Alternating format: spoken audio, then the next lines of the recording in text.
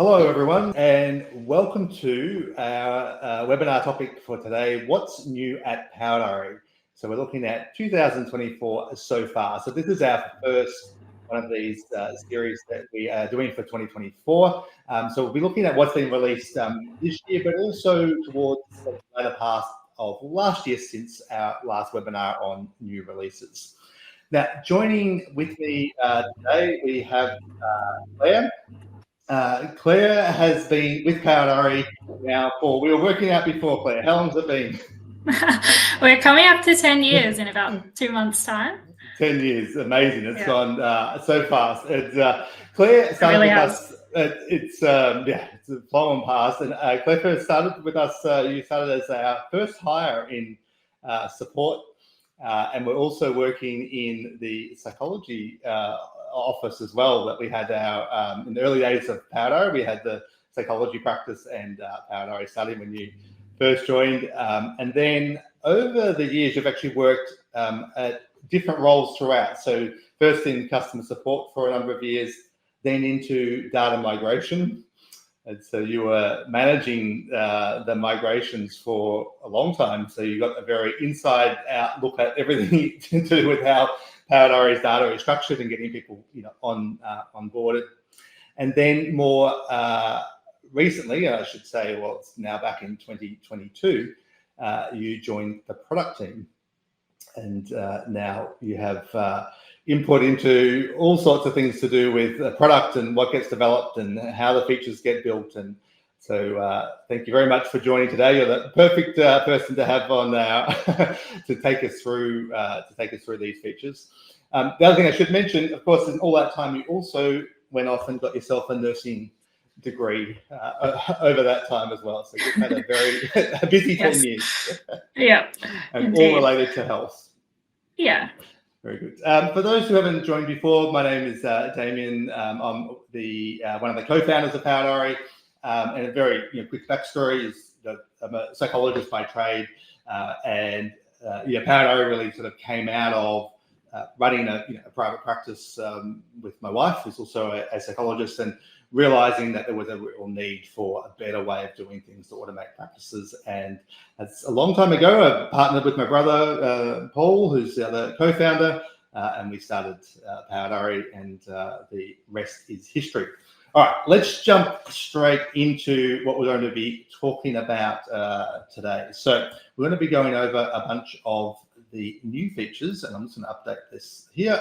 So we're going to cover automations, rooms and resources, credit cards, formatting notes, different communication features, Outlook, Gmail integration, calendar syncs, NDIS uploads, cloning availability, and a whole bunch more. So we'll dive straight into it, and we'll kick off, I think, first with looking at automation. So I'll throw to you on this, Claire. Tell us, what are automations about and what can they do? Yeah, automations are our newest feature on the block. These are a very powerful new feature that allows you to automate those previously sort of time-consuming admin tasks that are sort of repetitive. So as we can see on this screen here, we've got 3 different automation types, which is based around invoicing. We've also got it based on post appointments, and then also recalls. I'm actually going to jump in and start sharing my screen and just show you guys through how the automations are set up. Wonderful. I'll just stop the presentation so you can take over the screen. Here we are. Oop, I've jumped into availability. That's all right. So if we just look under our settings menu here, under configuration, we will find our automations menu. And here we are. So what we see here is the list of automations. I've set up 3 of these sort of main use cases, and we'll have a look at just how these are set up and what they can do. First of all, with our invoicing automation type. So this one is based on the invoice date. If the invoice is linked to an appointment, the invoice date is going to be the appointment date. But if it is not linked to one, you can set that invoice date. So here we set how many days after the invoice date we'd like this automation to be triggered. And it's also based on the invoice status, which at this stage we have unpaid as the status. So if it's not fully paid, So if these conditions are met, then we can trigger these actions. So this will happen automatically, and we can choose multiple different actions to occur. So we have the choice of an email going out, an SMS going out, or we can create a task. If you'd like to create a task, this will be created in the task area, and it's something that if you need to review the invoice or do an action on your end, a task would be more appropriate. Mm-hmm. Just keep in mind with the invoicing, the SMS and the email will be sent to the default payee for the invoice. So this is the person responsible for paying the invoice rather than the client necessarily, if it is billed to a third party, for example.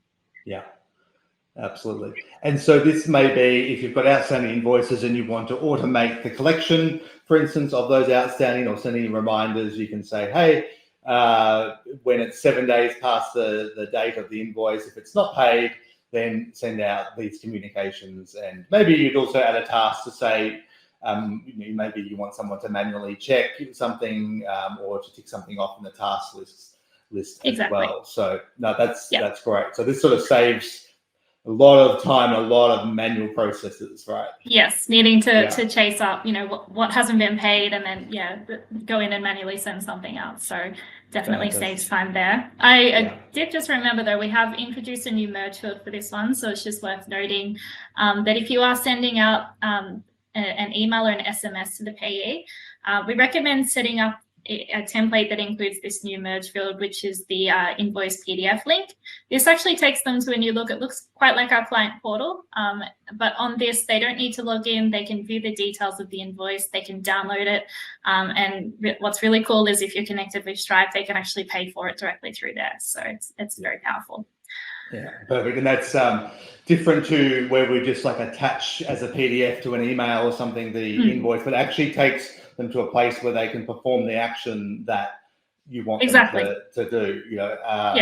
And it could also be if you wanted to automatically email out the paid invoice the next day or something for all the patients that were in the day before, and you said, all right, here's a link to it. You could set it presumably that way and have it kind of go out so that people can get a copy of that, without you having to do anything. Exactly. Yeah. All right, so that is our invoicing automation.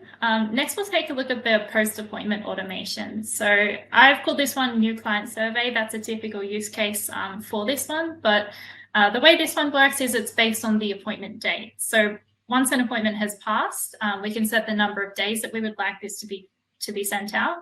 And we also have the option here to filter by the appointment location, the status of the appointment, the service that was linked to the appointment, and the appointment flag. So this really gives a lot of power to you to customize who you would like to target with this communication. And as with the invoicing, you can choose for an email or an SMS to be sent. This, in this case, will be sent to the client that attended the appointment. Or you can create a task if it's something that you need to follow up on, say writing your notes, the day after the appointment. Make sure they're done. Fantastic. So that's great. It's a good example of the different combinations you can set and different things that you can actually use it for. That's great. Yeah, indeed. Okay, and then the final one here is for recalls. So a recall is quite similar to the post-appointment in that it's based on the appointment date, but in this case, it's when the client has no future appointments booked. So typically people would set this for 3 months after their last appointment, for example. But of course, you have the option to customize this as you need to fit your purpose. So after the last appointment date, where they have no future appointments booked, you can also choose the location, the flag, and also the client status. So if you set them to close, for example, you don't want to send them any more communication, you can choose to just target those that are active still. Once that period has been met, again, you can choose to create a task, send out an SMS or an email to the client directly to recall them back in for another appointment. Yeah, absolutely. And this is great in terms of client retention, making sure that there's follow-up as well. That I think also like that the patients aren't sort of dropped off the books because maybe they had an appointment, they had to cancel last minute for some reason, they weren't able to rebook at the time, and then all of a sudden they kind of disappear into the ether. So this sort of allows for that kind of to catch that type of scenario as well and make sure that they're picked up. And I think like the quick backstory to this too, it's still in beta. We've got we first released it with allowing people 3 automations initially, just as we were sort of rolling it out and testing it. We've now increased that, right? Yes, so we're up to 10, and it's just worth noting that's, automation templates. So you can set up 10 different templates like what we see here. As to how many that actually, how many emails or SMS that sends out, that's unlimited. So just worth clarifying that. But at this stage, we've got it at 10, but we will increase that in the future once we progress with our beta testing. Yeah, perfect. So that's right. It doesn't matter how many actions it triggers. We're not worried about that. It's just at the moment, 10 different sort of automatic processes you can have running. And so, for example, on the screen here, we can see 3. You can add another 7 active automations. So that is brilliant. Really, I mean, we've had this has been on the cards for a while. A feature again, very much aligned with that idea of making practices sort of simpler to run, reducing sort of admin, and allowing people to provide a better service without having to do more work. Right? So exactly. It's really really good. It's very exciting to have this out. Absolutely. All right, I'm going to stop sharing. And we'll go back to the presentation, and we'll jump to the next one. You can click on, there we go. Yep. So rooms and resources. So this is out towards the second part of last year, if I'm remembering correctly, but we haven't covered this in our last webinar. So rooms and resources, what does this do for us, and how does it help? Yeah, our rooms and resources really focus on allowing you to set up items. So this could be rooms or equipment or resources that you need to book in for an appointment that you don't want to double book. So in particular, like a good example here is a room. If you have multiple rooms in your clinic and multiple practitioners, you can only book in one practitioner into one room at a time. Rather than having to manage that through, a series of personal appointments or having to ask each other who's booked in this room when, this really takes that step out of it, and it ensures that you can allocate the appointment to the room in this case and prevent other appointments being made at that time in that same room. So it's really about managing those resources efficiently to prevent double bookings. Yeah. And letting the system try to do the work for you rather than, like you say, having to try and manage and how many people do we have booked in at once and do we have enough resources to cover that. Now you're going to take us through a demo, I think, and show us how this works. I will. Let me stop the presentation and set up my screen. All right. So what we've landed on here is just under our settings menu. So we're on the resources page here. This is where we come to set up our resources. So just briefly, we have, first of all, our resource groups. These are a collection of like items. So in this case, I've set up 2 of the common sort of use cases. So we have laptops, we have rooms, but of course you can use this in any way that you do need. This gives us a count of how many items are linked to that particular group. So if we then hop into the resource items page, and my internet's a little bit slow, so things are a little bit slow to load. Yes, sorry about that. Michael, as we were starting this, we were like, Murphy's Law, that you've got some localized internet issues, but that's fine. We'll be right. Just bear with me. Yeah. So on this page here is where we set up the actual items. So in this case, we have 3 different laptops that are all part of that laptop group. And we have 2 rooms. So if you have multiple items, you can either number them as you've seen I've done here, or you can give them a bit more of a descriptive name like upstairs room or playroom or accessible room or something like that, whatever works for your practice. Yeah. And items can be linked to a particular location as well. So the group itself isn't linked to a location, but the item within that, so if it's a room, it exists at one particular location. And this will actually be used when you're, say, on the appointment and the appointment's in a particular location. When you're looking at the list of resource items that you can choose, we're going to filter that out so you just see the items available at that location. Wonderful. Okay. So now it means that even if you try hard, you really can't make a mistake. That's what it comes down to, doesn't it? If you've got the location, we haven't. That's right. It's good. We don't want you to book it in the wrong place. Yeah. So how this can then be used is that when we want to find, let's say we want to book in a room, but we're not quite sure when it's available. we don't want you to have to click through every appointment to figure that out. So we have incorporated into our time finder here the ability to search for a free time for a particular resource. So you start off by filtering out the duration of the appointment you'd like. So I'm just going to go 30 minutes. We choose our practitioner that we want to book with, and then we choose our location. So I'm going to choose my main clinic location here. Then we see our list of resources. So the blue little header here is the resource group that we set up. So I have rooms and laptops. And then under that, we have the resource items under that group. So we can choose upstairs room, for example, and this will show us the available times. So on the 14th, I can choose 2:08 p.m., for example. This will bring up the new appointment panel, and I can then close my availability on my time finder, and I can make that appointment here.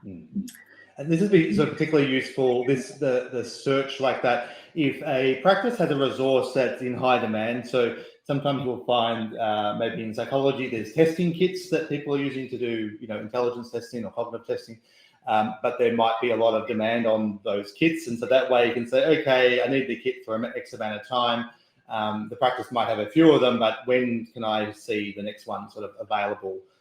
And maybe also available when the testing room is available too, that we might use. So really good like that. And if it's just routine day to day, people don't necessarily need to use the finder. They could just click the appointment slot the way they normally would, and they're going to see, like if they were making a time, they're going to see what resources are available for that particular time slot. So they're like, okay, let's say you routinely might expect that resources available. You don't normally have a shortage, but you do want to confirm that when making an appointment. You could just make the appointment as you normally would, and you're going to see what resources are available for that time slot to make sure. Yeah, exactly. So it's only going to show what's available.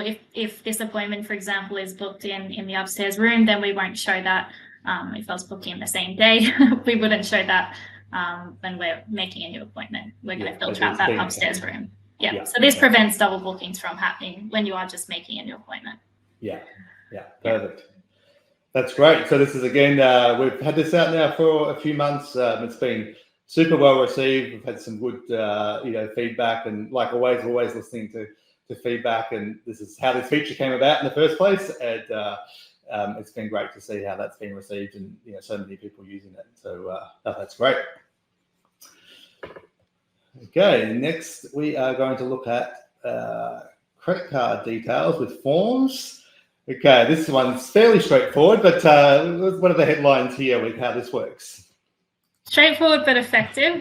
This one's a really awesome, feature for securely collecting your client's card details without first requiring them to make a payment. So you do need to be connected with Stripe for this to work. And once you are integrated with Stripe and connected through Powderry, you'll be able to go onto your form designer, and you will see under the linked profile field that there will be an option for credit card Stripe. So once you choose this and you send the form off to your client, they will see a button on the form to add their card details. They'll see the little modal pop up like this, where they can securely add in their card details and store them. This is stored securely through Stripe, but then it's then connected to the client profile in Powderry. So you then have the power to, say, if you do pre-charge for appointments, or if there's a cancellation, you can do so, before they do make a payment. You actually have the card details present. So very powerful.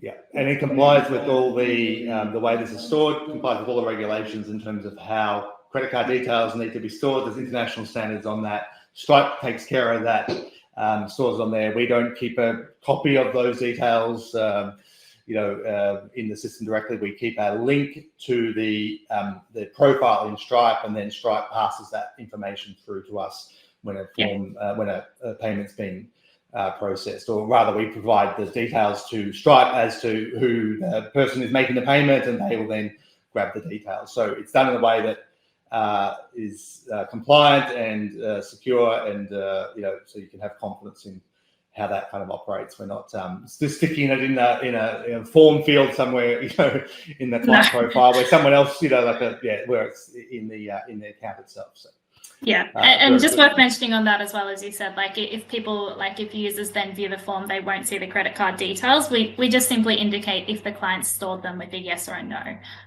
So yeah, there's no exposing of the credit card information. That's right. Yeah. You wouldn't have. It's right. If someone had access, like when someone in the practice went into that form, they're not going to see any information that would be a non-compliant way to do it, and we wouldn't do that. Yeah.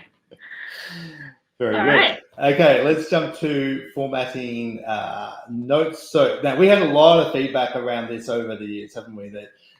Yes. So prior to this, basically we had the note template, but you couldn't format the text or anything within that. People were asking for options to make their notes, format them, make them stand out, highlight certain things. So what have we done here? Exactly. So we have updated our previous, it was our multiple line, just a plain text field in our notes. You can now, with this multiple line field, add formatting. So as you said, this feature allows you to make your notes more comprehensible. It allows you to draw attention to important information and allow the formatting to look more professional if you're using like lists. So we have introduced at this stage the option to make the text, you can make it bold, italic or underline. You can also have numbered lists or unordered lists. You can indent, redent, and you can also undo and redo. So there's quite a few options here. We've got just an example of the screen, just of example notes. These aren't actual clinical notes, but just an example from our blog article on how to set up a SOAP note. So this just shows the power of the formatting for notes. Additionally, we do also have this on the information field in both notes and forms. So this information field, it's not editable when you're actually using the note or the form. It's more there as information to be seen. And this does show like on the form when the client's viewing it. So you might sort of list out information about how to fill out the form or other sort of policies, and it allows you to format that, and make it more comprehensible for the client. Yeah, yeah. And particularly if you're, let's say, an example of a form where this would be common, maybe terms and conditions or engagement, billing disclosures, things like that, and consent. Then that way, the main information that you're asking them to consent to and read and so forth, you can make that lay it out in a way that you might other type of document. So it's it makes life easier and just looks more professional. Yeah, very good. Exactly. That's great. We've got lots of the uptake of that's been very high. We've seen since that's launched. So that's that's great. Okay, next item we're going to look at communication function. So what's been added and updated here? So we've had a lot of work on our communication functions. We've got a few slides here that just look through what we've done with our communications. And this first one here looks at allowing the practitioner to be notified when a user books a new appointment in their calendar. So what we're looking at here is under the practitioner's settings. And the very last option on the page here is if the user books an appointment, to notify the practitioner, and you have the choice of whether you choose an SMS or an email template to be sent to the practitioner. Just make sure that they do have a mobile number and email recorded in their profile so that does go through to them. The way that this works then is that if a user that's logged into Powerdari creates an appointment in that practitioner's calendar, it's going to automatically trigger this communication to notify the practitioner of the new booking. We had a lot of people that were doing this manually for every new appointment, so this really takes that hard work out for you. And just worth noting as well, we do already have notifications for the client portal. That's why this one is specific to a user, making it like when they're logged in through Powerdari. So if a client's booking on the client portal, you can already set up notifications to go to the practitioner to let them know about those appointments. This setting is just purely for people that are logged into Powerdari and part of the practice making bookings. Yeah. So an example would be maybe an admin person receives a phone call from the patient, books the patient in. Now there'll be this notification will then automatically be triggered to say the practitioner, hey, this person has now had an appointment booked for them. So it prevents the need to because we used to have a manual, like you could right click or from the you could say notify practitioner manually from the calendar, which you can still do. I think, you can. We didn't take that away. Check that, but this now automates it if you'd like it automated. Yeah, exactly. Very good. On to the next slide. So here we're looking at our communication templates. So this is where you set up your emails, your SMS, and your letter templates. So we've got two changes that we're looking at in this screen. The first one that I'll talk about is the ability to filter out the inactive templates. So previously, we just had active templates and you could delete those. However, you wouldn't be able to restore that deleted template.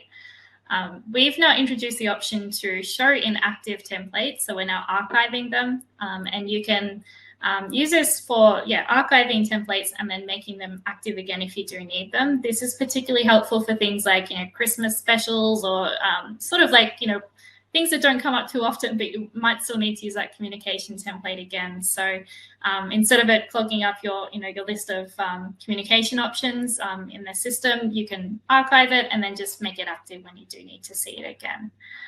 So that is the first change that we're looking at here.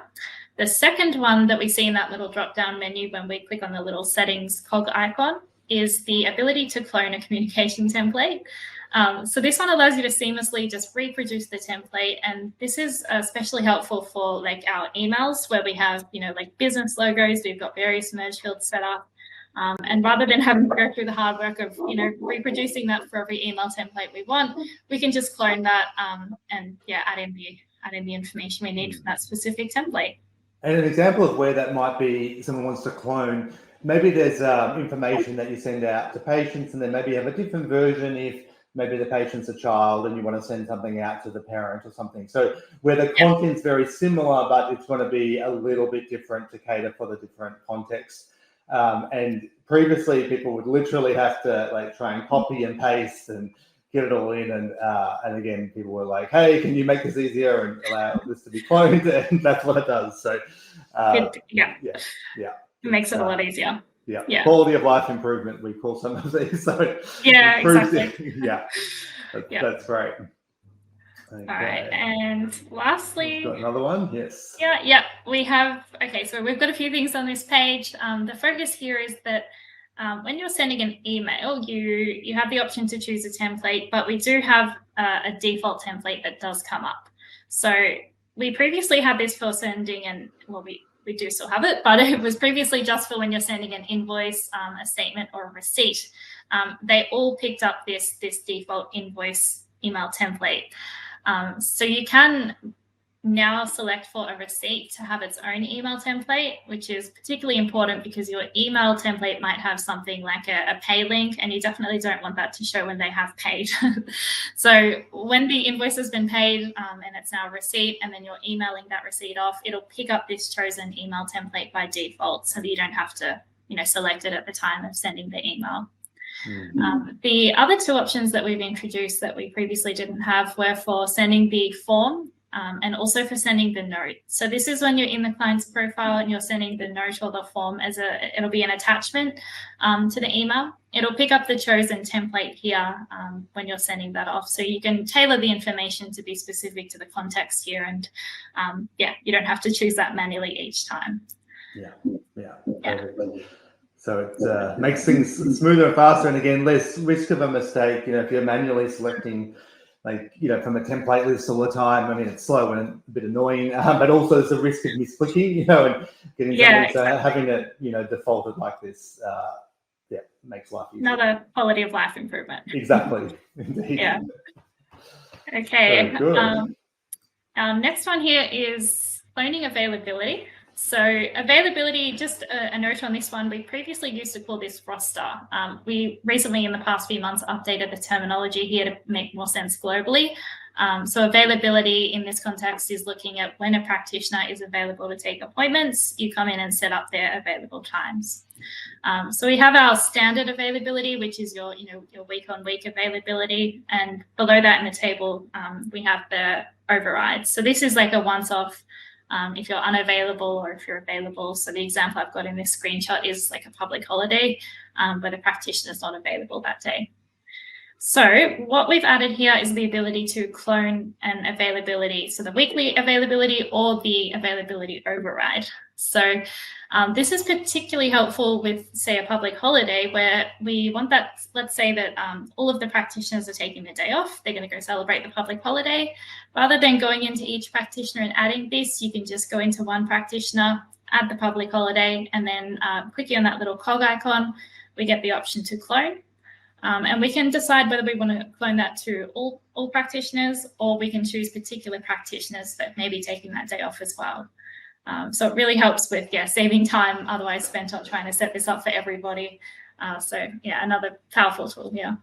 Yeah, most definitely. And I think the same scenario, if you've got a complex kind of roster that you want to duplicate elsewhere, and or roster, I should say, availability of an update my language. But if you have then it makes it so much easier. Exactly. Less repetition.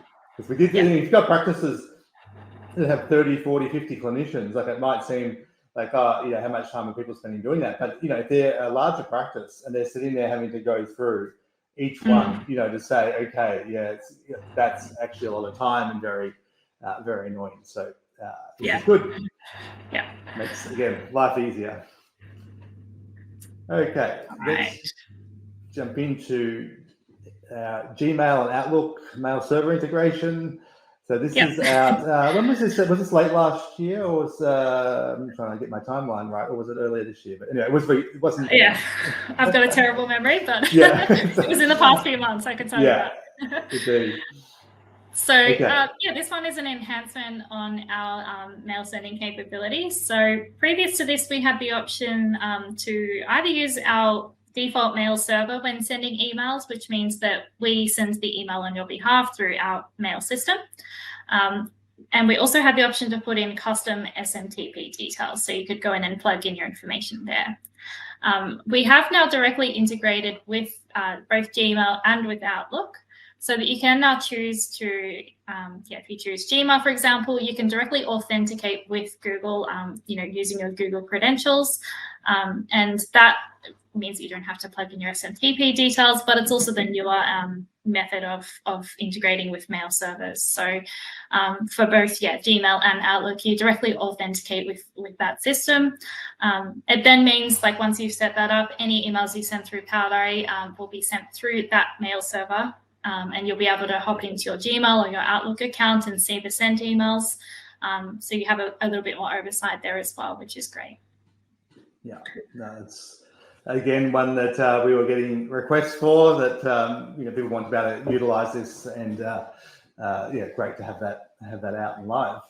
Yeah. And then on a related, we have the Outlook calendar sync as well.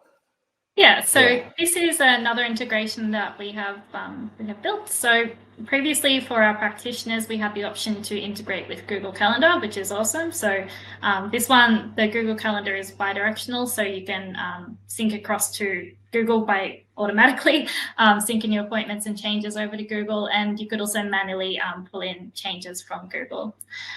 With Outlook, this integration is one directional. So once you integrate with Outlook, it will automatically sync your appointments over to Outlook and any changes.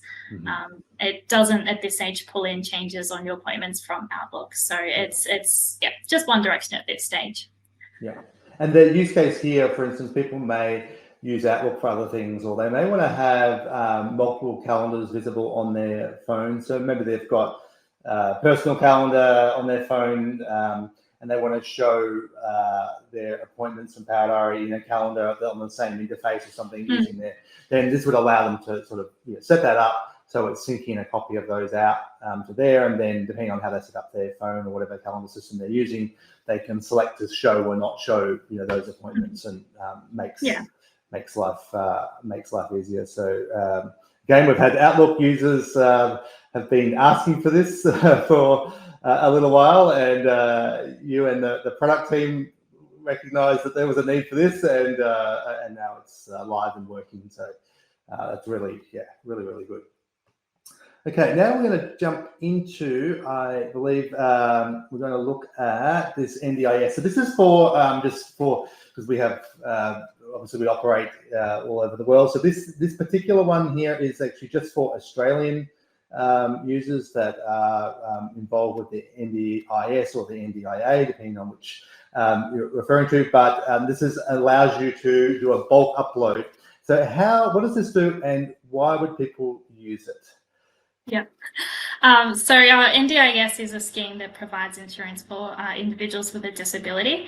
We have a lot of users that do provide services to people that are covered by the NDIS. As part of that, if you are billing directly to the NDIA, so these are considered NDIA managed clients, you do need to send through your invoices. You can upload it through what's called the NDIS My Place portal. So they accept a bulk upload of all of the invoice services. And previously it was a matter of collecting all of the information out of Power Diary that the NDIS does require for this, and then uploading that CSV. So it was quite a bit of work. We recognize that, and we recognize the growing need for, collating all of this information in Power Diary that we do have, and making that process so much simpler for our users. So this report does exactly that. It collates all of the invoice services. So it's invoice items have their own row here. It's not like a row per invoice. But all of those invoice services that are billed to NDIA as a third party, if you've set that up, we'll show in this report. It's got all of the columns that the NDIA do require in that bulk upload, and also in the formatting. So you can just set your filters, export it to Excel, which comes out as a CSV. Just have a look through, make sure that you've got the right invoice items in this file, and other information is all as needed, and then you can upload it into that My Place portal for bulk payment. So it really streamlines the process for people and saves a lot of time here. Yeah, and people, I think that anyone who's dealt with NDIS or NDIA, it's it can be quite cumbersome, doing things manually and dealing with that. So this is great because it's grabbing all the information that's being entered into Power Diary. We have that data there, and it's now presenting it in a way that is really, like you say, makes it much faster. To do that. So it's really, it's good. Another time saver. Yeah, absolutely. Okay, now let's look at client portal passwords for clients. So we've made some changes here. Yeah, so there were a few different needs that we recognized here with managing the login for the client portal. So our client portal is a really powerful tool that allows clients to log in, to book appointments. They can view their appointments, and if you allow it, they can cancel upcoming appointments, but that is a setting you can choose. They can also view their invoices, download them, and if you're integrated with Stripe, they can pay for the invoices. So it's, a really powerful tool. So for clients to access the portal, because there is obviously quite a bit of information once they have logged in, they do need to set a password that they log in to view that information. We don't want anyone coming in and seeing that. So logging in and passwords can be hard to manage. So we recognize that people needed a more streamlined manner to either set up new clients with a password, or to help their existing clients reset their password. Rather than having to send an email with a step-by-step process of click here, do this, you can just send this. We have a new link, which we've got in bold in this template to the left, which is the portal registration link. Once that's sent off in an email, users or your clients just click on that link, and it'll take them to, we'll look at it on the next screen, but it'll take them to a page on the portal where they can just put in their email and also their password. So they pop in the email. We just verify that it does match against their profile in Power Diary. If it doesn't, we'll just let them know that, that it doesn't match and to contact the practice. If it does match, they can put in a new password. We send off a verification to their email address to make sure that they have access to it and make sure it's the right person. And then they use that email and the new password to log in. We also, in the screenshot to the right here, we're just looking in a client's profile. We have the option to send a password reset link. So this is the same link, but we're sending just a standard email with that link off to them to reset their password. Again, this opens up the same view, so I'll switch to the slide here that shows it. So when the client receives the email, they'll be able to come in and set a new password. So also just worth noting, if they don't have an email, let's say if you're sending this by an SMS, you pop the link in there, which you can do, and they don't have an email in their profile, they can come in here and put in an email, which will then be saved to their profile, because they will need that to then log into the client portal. So they'll use the email and their password. Yeah. That's good. So again, just streamlining the process really in a number of different ways, but I think we used to get people feedback, that to reset, the client wants to reset their password, or they need to, that it would cause confusion, or like you said, they'd have these detailed instructions of go here, click on this, and now we take care of it and send the actual link that they need. And makes it a lot easier for clients. It does indeed. Very good. Now we've got only we've got a few more major things, and then we'll run through a very bunch of small things. So this bulk update client details. This is another time saver, right? And listening to what people were spending time on. How does this work? And again, what's the scenario where people might want to use this? So we already had a bulk update under our tools menu, but this previously would just allow you to select multiple clients and either archive their profile so that they don't show up in searches, or permanently delete their data. We did have a lot of requests for people that wanted to be able to update information in the profile. So that is what this tool does. We have the options to select multiple clients. We don't see it on the screen here, but we can use the advanced search filters to filter a very particular list of clients.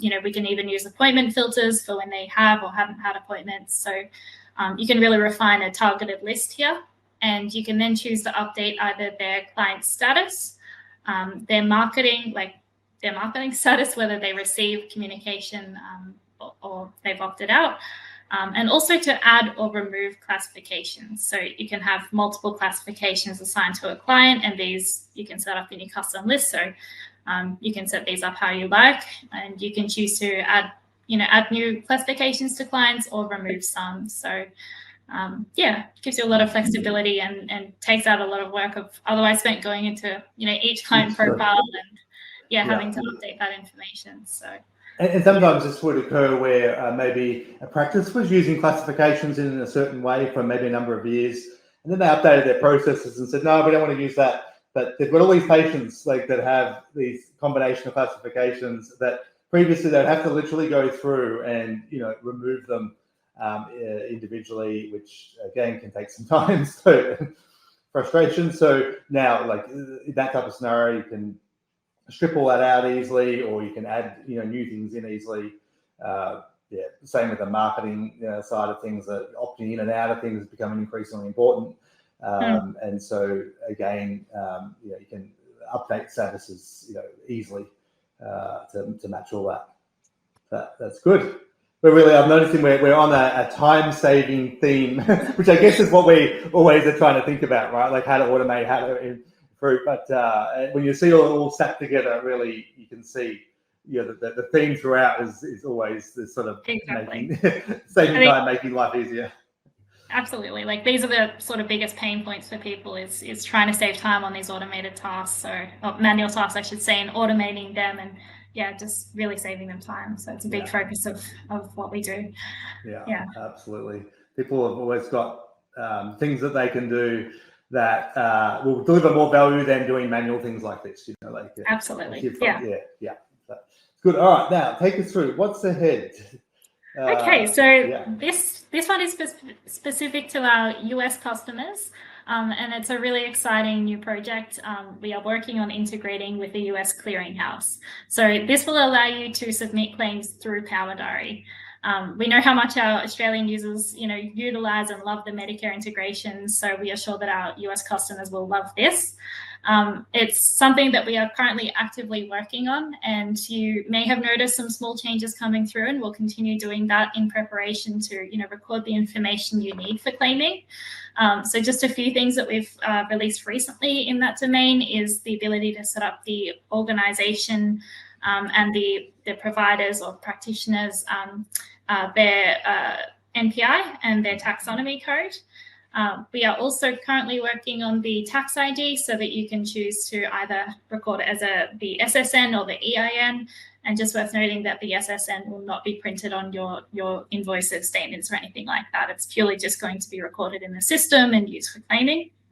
And we have also introduced the insured place of service for locations, so you can choose that for your locations. As well as that, we've set up some dedicated insurance fields for your clients so that you can record, specific insurance details. So, if it's their primary or secondary insurance, or set up their deductibles and all of that information. So that's all a step in the direction of being able to use this for our integrated claiming, which is going to be a really awesome enhancement. Yeah, totally. And I think, again, we see a lot of requests for this coming in from US customers, and they can, do billing and all sorts of things now, but to be able to integrate directly, I think will be a game changer, as it says on our t-shirts. Indeed. So that's really, really good. Like I say, in Australia, the integrations with claiming for various things, private insurance and Medicare, is all is utilised a lot. So we know that the US customers will really appreciate this. Very good. Now, next up, we have some user interface and user experience updates.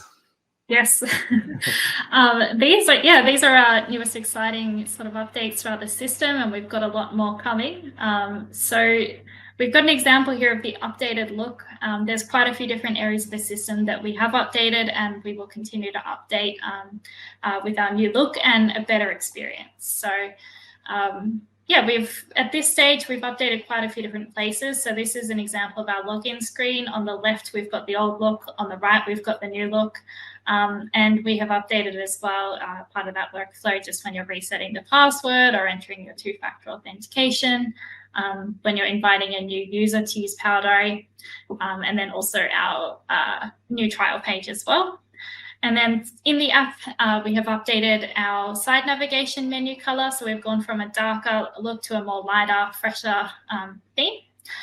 You'll notice in the screenshots, though, we hadn't yet updated those. So that is our older look throughout the screenshots in these slides. But we have now got that newer look in the system.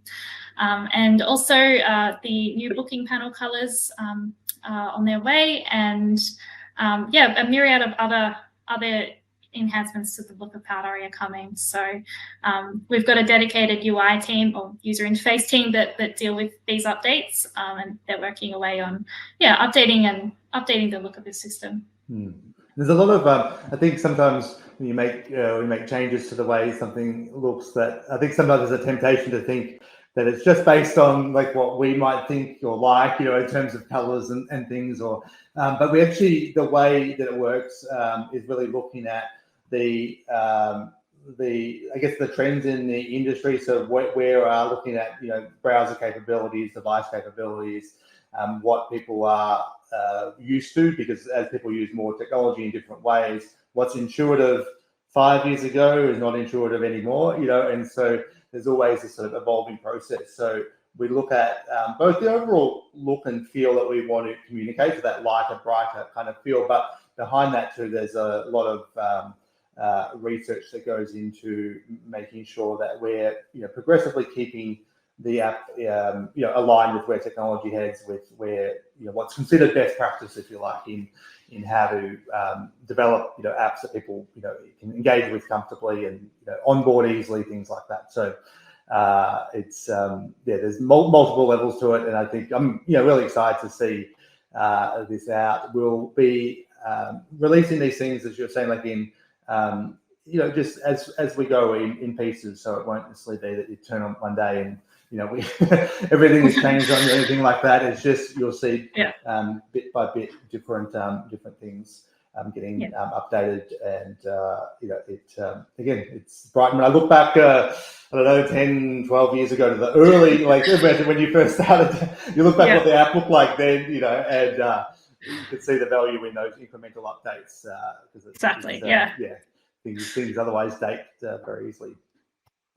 Very good, thank you, Claire. That is we've had a lot to go over, and it's only been a few months since our last one of these. So Yeah. that's great. We've got some information there on the screen of where people can go for more information. So our support team's always there with the details, and click on live chat, or just click on help in your account itself, and you'll see the opportunity to start a live chat directly there, or search knowledge base. Of course, you can book a call with our team, and we've also got a roadmap available for the public to view, and you can kind of see some of the key things and when they're being rolled out. So lots of really great sort of stuff out, and we have a whole lot of stuff in the pipeline as well, which is on the way. Yeah. Thanks very much, Claire, again, for wonderful job you're doing getting all this stuff together, and also getting the presentation to really kind of communicate to people the cool things that are happening. Yeah, thank you. It's a pleasure to be here, and I love sharing the information and making sure that everyone knows about these exciting new things that we're putting out and utilizing them. So I hope this helps some of our users. I'm sure it will. Thanks very much. Thanks, everyone. Thanks, Bye. everybody. Bye. Bye.